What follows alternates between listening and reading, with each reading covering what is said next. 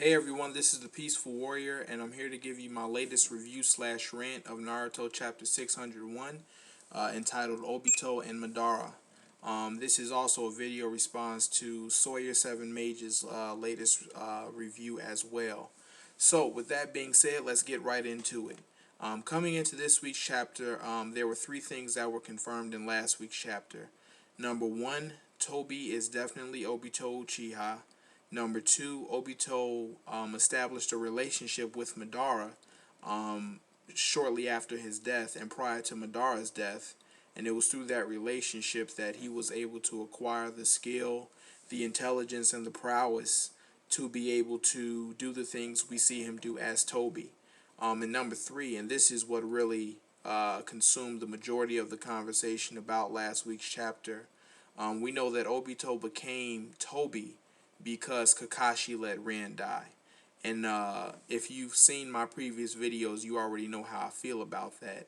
I think that it's pretty petty and trivial considering Rin herself is a petty and trivial speck in the Naruto universe.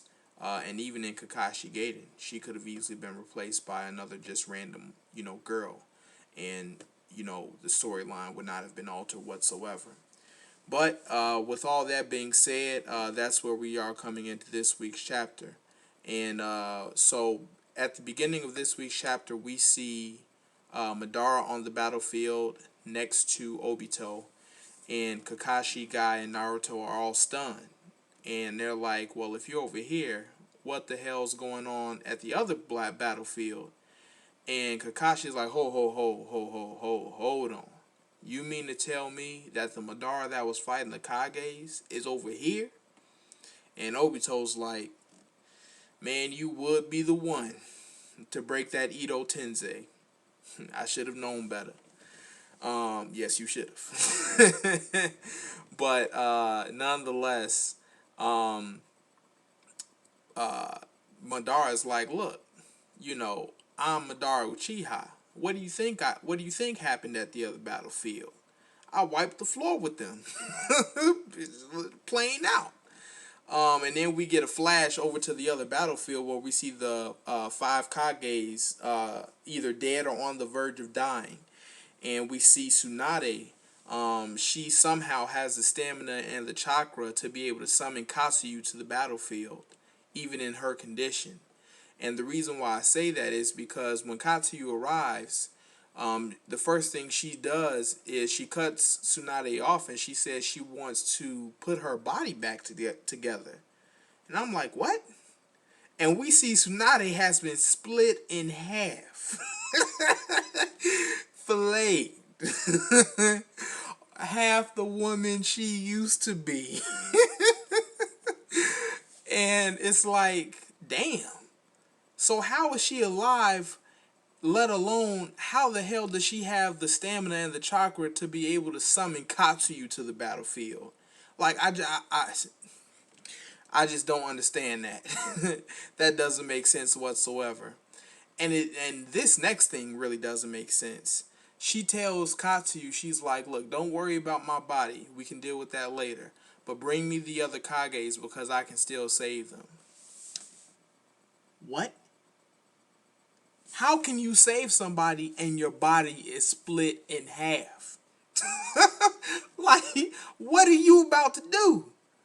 I mean, so that part was very suspect to me, very suspect. But it goes back to the other battlefield, and Madara's like, look, where's the real body? Cause this cat right here is a shadow clone talking about Naruto. And everyone is stunned. Like Kakashi has an exclamation point next to his head. Because despite his visual prowess, and even despite the visual prowess of Obito, they never discerned that was actually a shadow clone. Everybody up until Madara saying that assumed that the Naruto we see in Bijou mode on the battlefield is the real Naruto. And that brings up a whole nother dynamic. Like, how in the hell is Naruto's shadow clones able to have the amount of stamina, the unprecedented amount of stamina that we see them have throughout this war. Because prior to this war, his shadow clones were just punching bags for elite enemies. Like, that's literally all they were. And, I mean, they literally did him no good in a lot of ways. But despite that, it's like, so how in the hell is he able to survive this long? How is his shadow clone able to survive this long on the battlefield as if it is the real Naruto? I just don't understand that. That's something else that Kishimoto is going to have to explain to us, how Naruto's shadow clones have been able to acquire the unprecedented amount of stamina and chakra that we see them have throughout this war. Now, one personal opinion I have is that we know that Kurama's chakra gives off life energy. So perhaps, just perhaps, when Kurama fully gave himself over to Naruto and agreed to, you know, be his friend, that somehow his life energy infused into the shadow clones and they truly became like real clones, you know, genuinely real clones, even though they can still disappear. So that's just a theory of mine that I have about like a possible side effect of the Nine Tails chakra when it's actually a friend of its Jinchuriki host. But regardless, so we see that you know, it's a shadow clone. So B is like, all right, cool. Well, help me out. So Naruto uses his tails, Kurama's tails, to take out the anti-Bijou stakes, and he throws them towards Madara and Obito. And just then, Obito takes his fan and detaches it and tosses it over to Madara, who then activates like Susanoo, and he deflects the anti-Bijou stakes. And right now, Madara gives Obito a little talking to. He's like, dude, you mean to tell me that you begun this jutsu and you didn't have the 8 and 9 tails? On top of that, you revived me in this form? Like, come on, dude. We had a plan. We had a plan, man. And you need to learn how to be more patient. Like, you were supposed to revive me at the right time, first of all. Second of all, you were supposed to revive me with Nagato's Rene Tensei Jutsu. And Obito's like, about that. Don't know what to tell you. Nagato betrayed us. He betrayed you. He betrayed me. He used that technique on the villagers instead. So, you know, for better or worse, here we are. And, you know, Madara is like, boy, I tell you, can't trust nobody. If you want something done, you gotta do it yourself. Listen, I'll capture the 8 9 tails. You take care of those two. Just then, in classic Naruto form, Naruto swoops down against Madara with a Rasengan-sized Bijou Dama. And everybody braces for the explosion, and there is none. And that's because the power of it is absorbed by the fan, and Madara uses his counter, and he sends the force of the explosion back against Naruto, who's blasted away. And just then he jumps up and is like, look, I'm up. I'm about to do my thing. You take care of those two. And just then Kakashi is like, Obito, what are you doing with this dude? Like, come on. What are you doing with this cat?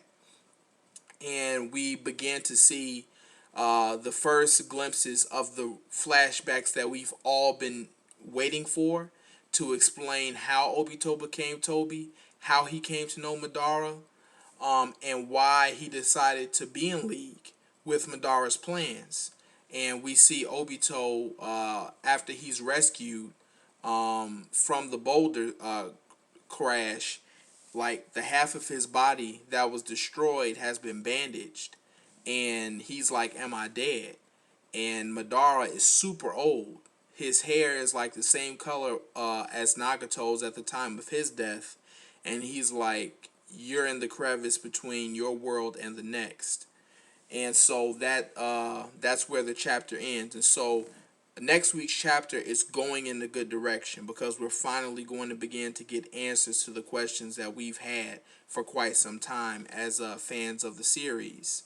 But with that being said, I don't appreciate how Kishimoto simply skipped like between 50 and 75% of the two heavyweight fights that make the Fourth Ninja World War worth watching. I just don't understand that. He went out of his way to make sure we didn't skip a beat with these lower class, middle class, welterweight fights, like between Darwi and the Genkaku brothers, and between Kankuro and Sasori, and between Asuma and Ino, Shikamaru, and Choji.